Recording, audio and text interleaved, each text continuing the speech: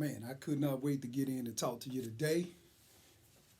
Talking to you today about a couple of things, but before that, I want you to know that I got my Soldier 23 Project shirt on today. I threw my 23 on my chest because we're all about suicide prevention.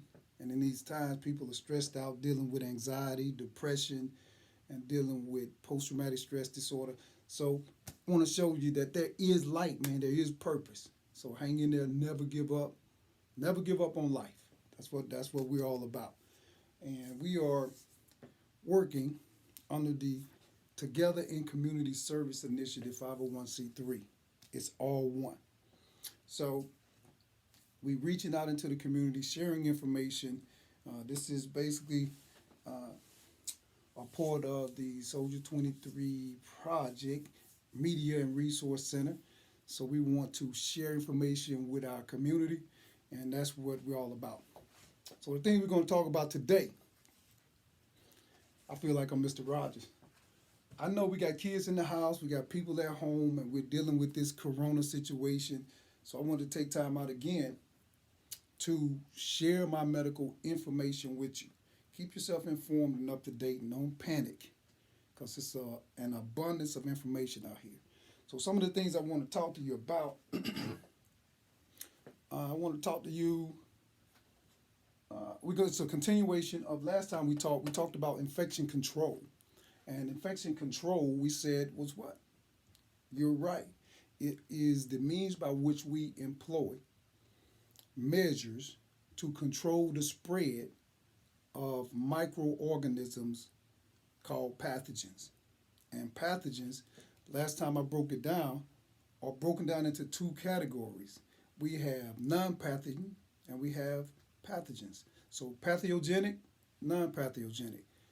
You have good guys and bad guys. The bad guys are the pathogens. The good guys are the non-pathogens. Non-pathogens, they're part of our normal flora, our normal makeup of our skin and our systems. We have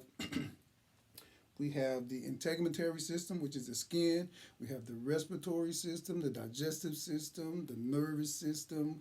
We have multiple systems that non-pathogens help maintain our balance. And balance is homeostasis. It's the body's ability to be able to maintain balance. And so how do we check to see if that balance is off? Well, they do vital signs. And vital signs are like your temperature, your blood pressure, your respirations, and your pulse. All of those things are indicators, your height and your weight. All of these things are indicators. They let us know in the healthcare profession if your homeostasis is out of balance. And it's out of balance for a number of reasons can cause that. So infection control, we're trying to implement measures to control the spread of pathogens. And the pathogens, those types of pathogens we talked about last time, was viruses, bacteria, fungus, protozoa, rickettsia, all these different types of microorganisms. But the ones that we're really concerned about right now are the viruses, man. The viruses, which they're telling us that the corona virus is one of the pathogens that's causing us problems.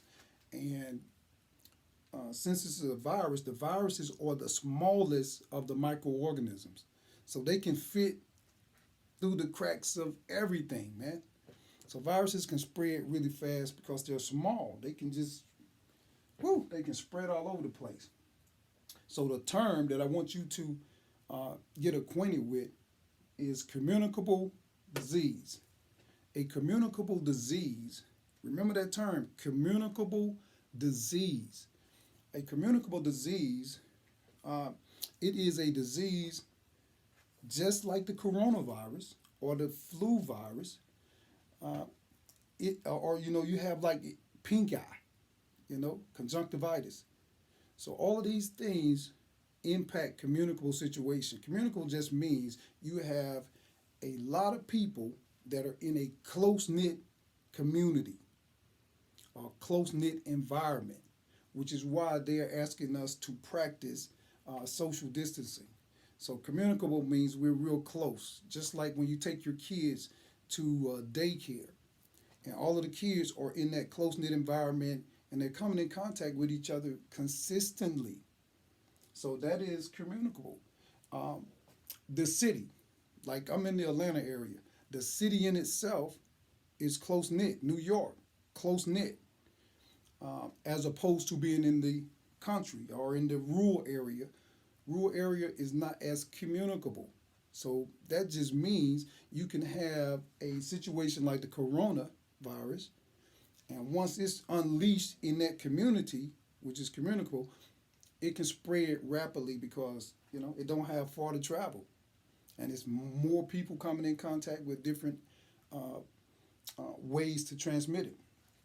Uh, so that's communicable. So communicable situation is what we're trying to really avoid with the social distancing.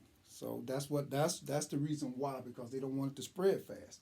Um, let's talk about means of transmission, the way it gets from point A to point B. You have it can go by direct contact. Direct contact is if somebody has it and they sneeze on their hand, and now they go and touch you on your face. So now you have came in direct contact with it. They also have indirect contact. Indirect contact, an example of it, if a person sneezes, and then they leave out of the room, it floats around in the air, and now you come in that same room, and now you inhale it. You inhale it through your nasal passage, and then it gets into your eyes, and now it's in. So that's indirect contact because you wasn't directly in contact with them. Next one is airborne. Airborne is because it floats around in the air. You came in. Again, airborne is just indirect contact again. Droplets. Droplets are in the air for a certain amount of time and then they die down. But they can float around in the air for hours. The droplets. So be cautious when you sneeze because it can cause real problems. Uh, Next thing I want to introduce you to is what they call the cycle or the chain of infection. So now, what we need to practice is breaking the cycle or the chain of infection. Now, infection, again, it all falls upon the infection control. So we want to break the chain. In order for this virus to be so devastating, all of the links in the chain or the cycle of infection have to be intact. But if we can just break one of them, then that slows the virus down. So the first link in that cycle is called the reservoir or host. So the reservoir or the host is the first link. So the reservoir or the host can be a person or animal. Or it can also be an inanimate object like a door handle or a table, desktop. Uh, so the first one is the reservoir. That is the place where the party is happening. I say it's a party. So this is the place where all the viruses hang out at. This is club virus. They get it in partying inside the host of the reservoir, club reservoir. All right, now you have the next part of the cycle or chain of infection. It is called the means of exit.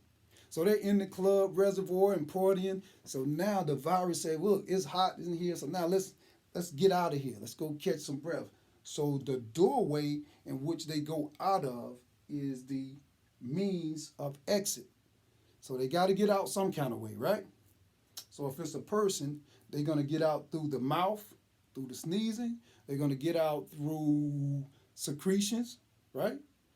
They can get out through the digestive system or the respiratory system or the, different systems.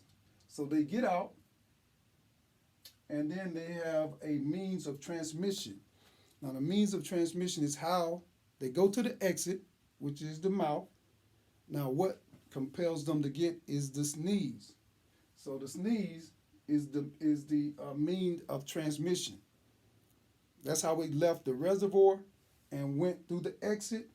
And now it's going to be the go through the air, and now it's going to float around until it finds a what? An entry point to somebody else. So somebody else came in, means of entry is through the eyes, mouth, nose, or if you have skin that is broken down, it gets inside your system that way. Uh, and once it gets inside your system, now you are a susceptible host. So now you are the new host of Club Reservoir where all the viruses are hanging out at. So make sure that you are keeping your immune system up. Your immune system boost will help out a whole lot. Hand washing helps out tremendously. So we have to break that chain or that cycle. So hand washing breaks the chain. You know, it doesn't completely get rid of everything, but it sure does help out. Um, if we, when we are sneezing, if we contain it, put your mask on, if nothing else, to try to contain. So that's another mean. Being separated with the social distances, it allows for a break in that chain. And to keep from becoming a susceptible host, get your immune system up, which takes care of your skin, and you know you just got to be careful. So I hope these things are helping you out, help you sort of understand what's going on out here. Okay, so again, infection control. That's how we control the spread of viruses. All right, microorganisms. Hand washing, social distancing, they work. Means of transmission, we got to be conscious of those things. Uh, so that's my time for today. So just remember, look it up. Look it up at the CDC, Center for Disease Control, or OSHA. All these organizations are involved in setting us guidelines out because the Center for Disease Control, they are studying the progression of all pathogens that cause us problems. So if you want to find out more about it, uh, Google it and look up Center for Disease Control, and they'll go over these things with you. So standard precautions, look them up. All right, so I'll get back with you next time. Make sure that you're following us, and hope this helps you out.